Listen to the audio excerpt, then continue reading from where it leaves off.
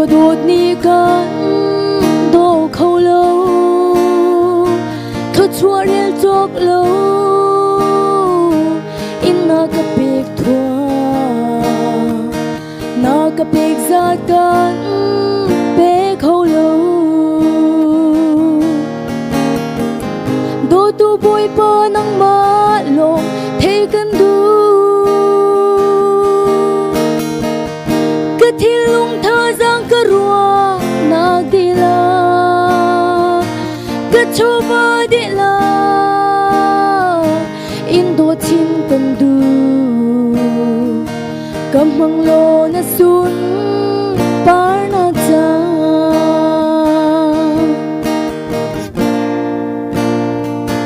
chan tôi va le a kanun chunga hin nang ma cha long a nun ka du na ka pe kho chua ka sei zong te hi nang ma cha long a man ka du do tu boy pa nang ma do chin kan du ka thil lung tha giang ka ruwa nang di la ka choba di la in do chin kan du kam hang lo na sun par na cha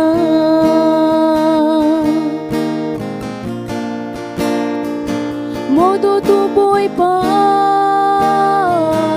na ka do zat in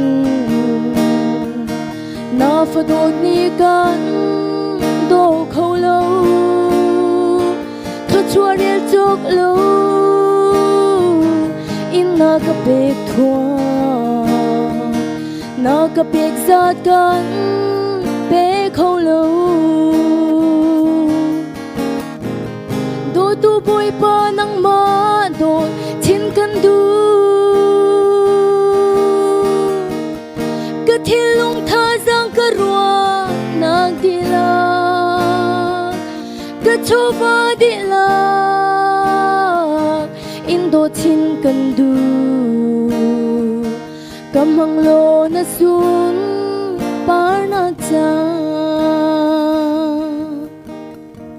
cài long